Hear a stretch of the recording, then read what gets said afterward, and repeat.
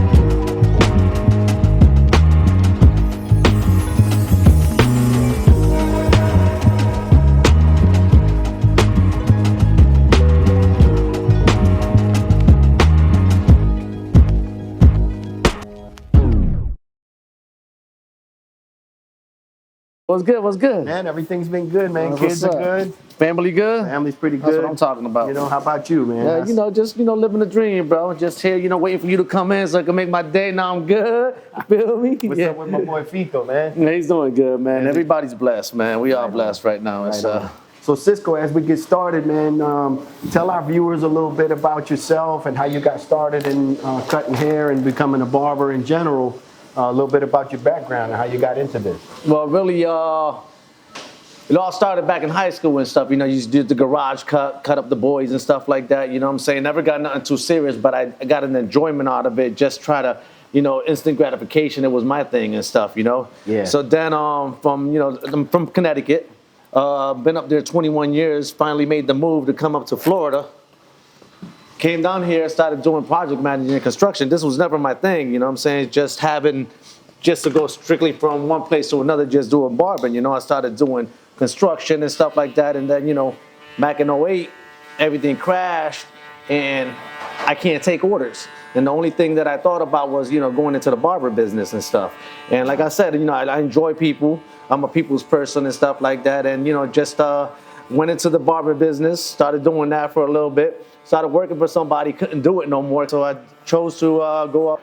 So I said, you know what?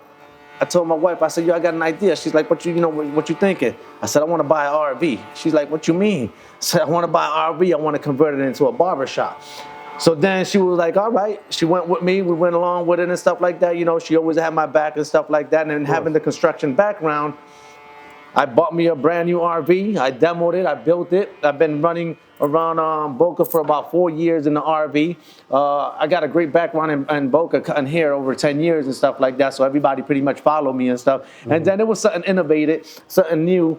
And that's when people just started following me and started doing, liking the idea and checking it out. I went to schools, just doing things with it. It was innovative. It was pretty cool, man. It was nice. So you actually had it set up with a barbershop in the RV? Full barbershop, wow. Bathroom, game room in the back, 3 stations, had the whole 9 yards and stuff.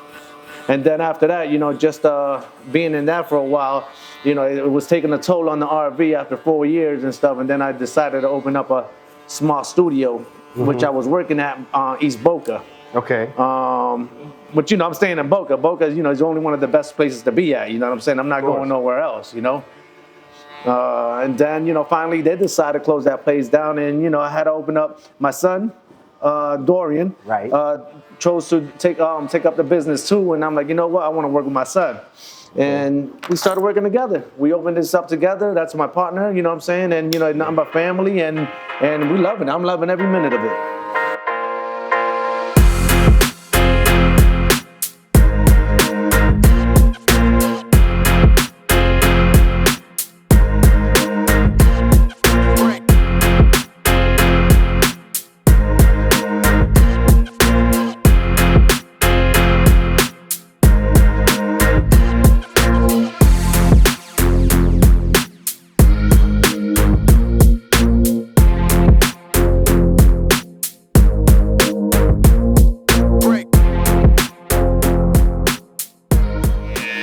Cisco, when I walked in this place for the first time, I was like, wow, this is a different concept, man. When you walk in, it's got the automotive theme. It almost kind of feels like a high-end, sport garage in here.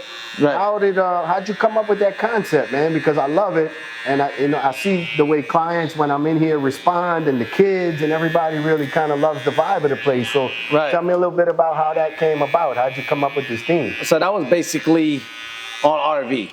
So when I built the RV, I was trying to think about a concept in there and how it's going to work for everybody being parked in a parking lot. So what happened was I decided to call it the Pitstop.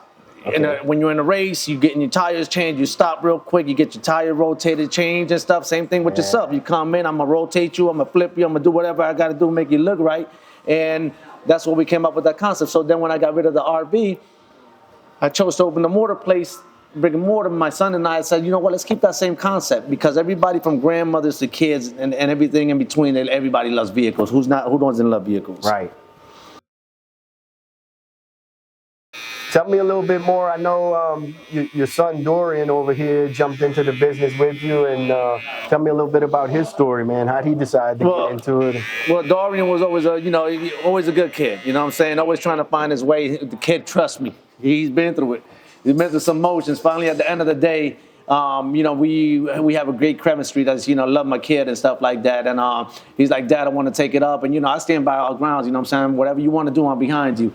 And he chose to go ahead and got into the barber business and stuff. And that's when we both decided to do this together as a family. You know what I'm saying? And that's what keeps it going. Everybody that coming through this door is our family. You know what I'm saying? I still like the barbershop vibe. I want to bring that back. It ain't what it used to be anymore and stuff like that. And it's just, this is not just work. This is what I like to do. You know what I'm saying? And this is what I enjoy, and especially having him on the side.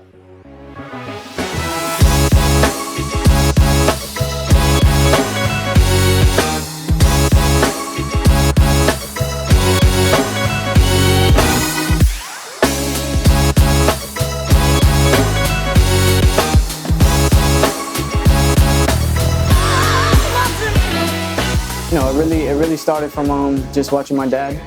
Just, as a kid, you watch your father do whatever he does. He was always in the shop, working on cars, cutting hair after a while. And then his creative side just kind of molded into me. And then, I was into the clothes, into styling, into anything creative. And, what better industry than the barber industry? So, just following after him and then just doing exactly what he does. And now, creating my own style, my own conversations, seeing what I could do to people's, hair to make their appearance, a little better than what it was when they stepped in, give them more confidence. That's really what it's all about to me is, how they come out the shop and how they make, how it makes themselves feel. Right on. So I notice when I come in here, a lot of times I see a lot of the teenagers in your chair. I mean, tell me a little bit about like what's the style that the teenagers are coming in looking for right now. They like the tapers, the little skin fades on the sides and the back. It kind of brings out their hairstyle a little more, and I get that back to back to back. I always recommend the tapers because it's not too much, it's not too little. Right. Skin fades are always nice to do. I like the burst fades where it's it's almost like a mohawk. Yeah. I like doing the mullets too. Yeah. So you up on the new styles? Yeah. Like if we got young kids looking to come in and get that cutting edge, fresh I'm cut. I'm the one to come to. That's right. I'm Dorian Soto. Come check me out at Cisco's Pitstop Barbershop.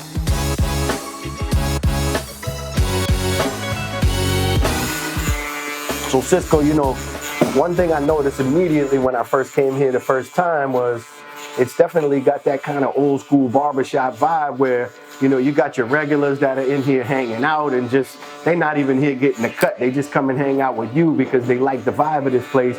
Even myself, you catch me in here throughout the week. Sometimes I'll bring my laptop and work hanging out right here with you.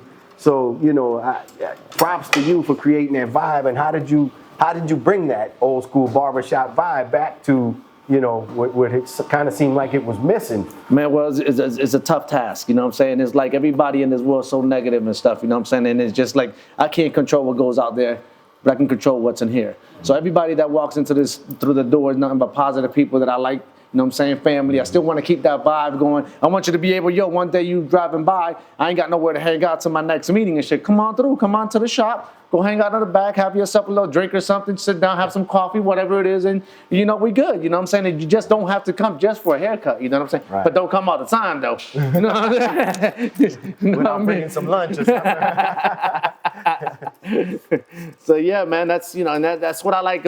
I just like the positive vibe all the way around, you know what I'm Yeah. saying? That's what I look for, and that's what I want everybody to have, man. Just that positive vibe. So, you know, we talked about Dorian, your older son, who's now in the business with you working. And, you know, I know your other son, Dalton, also is, you know, a middle school age kid. And I've actually seen him in here in the weekends working and cleaning up and sweeping up. And, you know, you think he'll come into the business too? Or? Well, believe it or not, that one himself, he just been asking me to buy all these dummies so he can cut. You know what I'm saying? He actually wants to get in the game. He feels like he needs to be the youngest barber. You know what I'm saying? And I'm not pushing it on. You know what I'm saying? Something that he sees that he wants to do, and I think he also, man, that's a people's person right there. Oh, that yeah. little kid right there. But let me tell you. So I think he just wants to. He likes it. He likes the vibe of people and stuff like that. He likes all that. So he wants to try it. So you know what? One day you come in, I'm gonna have him practice on you. You know what I'm saying? My hair grows back fast.